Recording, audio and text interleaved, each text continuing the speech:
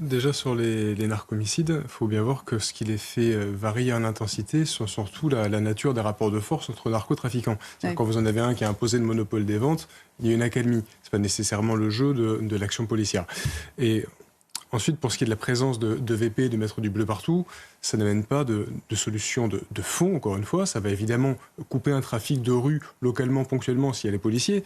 Mais d'une part, vous n'aurez pas cassé une structure avec ça. Pour ce faire, il faut un travail de police judiciaire, il faut du temps, il faut des enquêteurs.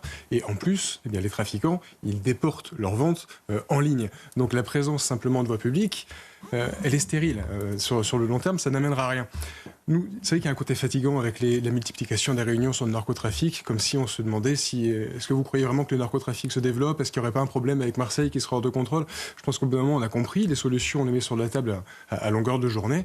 Il faut plus d'enquêteurs pour casser des structures, on ne recrute pas, on ne revalorise pas la filière investigation, il faut taper sur le consommateur endurci, nous on reste avec des amendes, alors qu'il y a un moment où il faut évidemment mettre des ultra courtes peines pour être dissuasif, puis il faut ouvrir le prisme de la lutte contre le stup, c'est-à-dire penser immigration et penser aussi de justice des mineurs.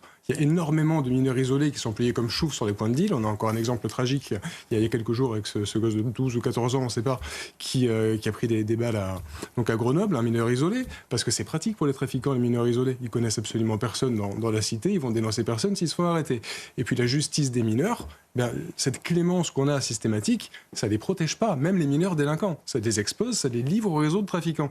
Pourtant, on en est là, avec des gosses de 14 ou 15 ans qui peuvent être amenés à accepter des contrats de meurtre, et on ne change pas de braquet. Quand on a la loi Attal, on la censure. Alors, je vais vous poser une question que je vous pose peut-être pas très souvent d'ailleurs. Est-ce que les enquêtes judiciaires ont permis de remonter les filières jusqu'au gros bonnet, c'est-à-dire de casser le monstre à sa tête, en fait, la pieuvre à sa tête?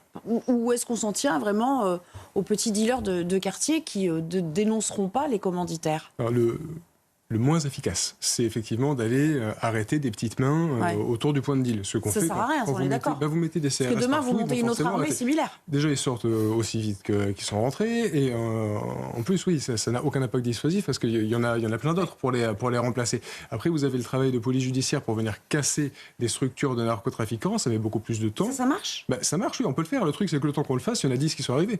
C'est ça le souci pour les structures comme ça. Mais il y a également, c'est pour ça qu'il faut vraiment voir les choses de façon large, et pas simplement avec un quart de CRS sur un point de deal au coin d'une rue. Il y a tout le travail avec les pays producteurs qui laissent les exportations se faire, notamment donc le Maghreb pour le cannabis. C'est pas quelque chose qu'on peut attraper comme ça avec un seul bout de la lorgnette, le trafic contre la lutte contre le trafic de stupéfiants. Il y a tout le travail de police qui, lui, doit avoir la possibilité de travailler avec des enquêteurs supplémentaires, mais beaucoup plus, et ça ne suffira jamais s'il n'y a pas un travail sur le consommateur pour bloquer à la source le trafic.